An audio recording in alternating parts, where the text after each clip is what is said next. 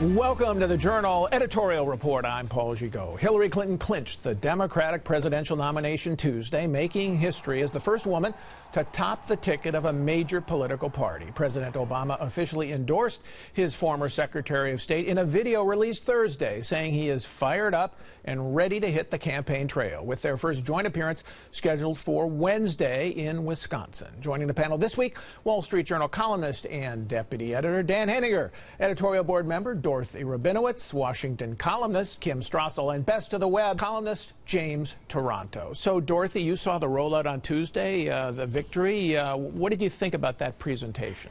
I thought it was traditional and terribly professional and very heartwarming to her fans, and it must have come as a great surprise to all of the people, all of the public that has heard about this tired, worn-out hag who's facing this great revolutionary who is going to run roughshod over her. And then, guess what?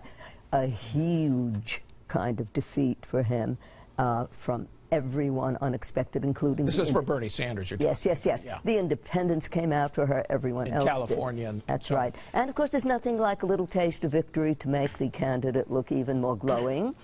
All right, James, and you saw, I think, the big news this week is the degree to which the Democratic Party is uniting behind Hillary Clinton. You saw and it was choreographed quite well. I mean, first you had Elizabeth Warren come out, and then Barack Obama come out, and then Joe Biden come out, and then President Obama meets with Bernie Sanders in the Oval, gives them the photo op as they walk out, and then he takes the poison and says, I'm dropping out of the race. And let's not include the mainstream media, which have treated this essentially as the coronation of a queen as opposed to a victory of a Democratic politician. And it's true, the Democrats are very united now, at least the Democrats in Washington. Right. Mrs. Clinton clearly won decisively, even though she won much, I mean, it was much harder for her than it was supposed to be. Nobody thought Bernie Sanders would get as far as he did. If we were talking about this a year ago, I don't know if Bernie Sanders' name would even have come up.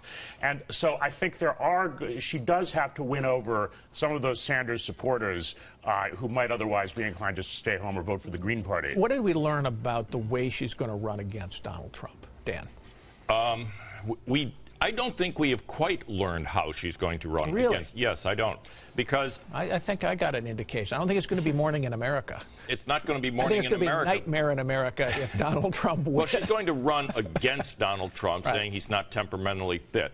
I think that's risky because Donald Trump will escalate and start attacking her personally. And he'll put her on her heels for the entire campaign if that's the course she takes.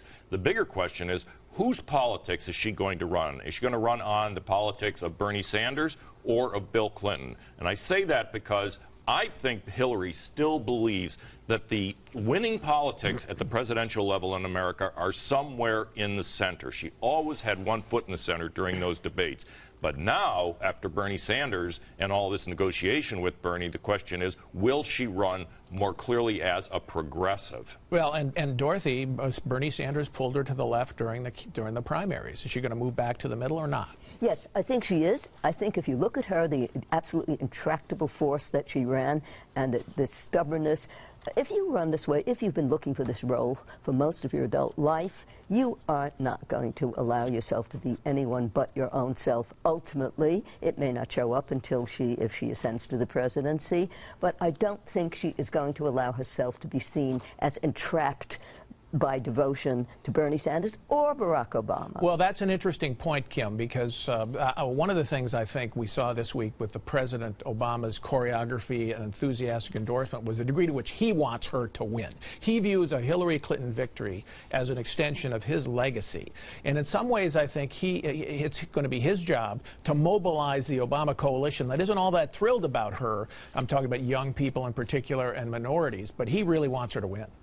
Yeah, and that's why I slightly disagree, I think, with Dan and Dorothy. I think she is going to run far more to the left because she certainly positioned herself that way during the primary, and she still does have to win over those Bernie supporters who are part of that coalition that you were describing. Now, this is interesting because I think this is Trump's real two openings, in that what you're getting here, and he's going to give an address on this next week, is the Clintons and all their 1990s unethical Hillary still out there doing the same things, and he's going to hit on that.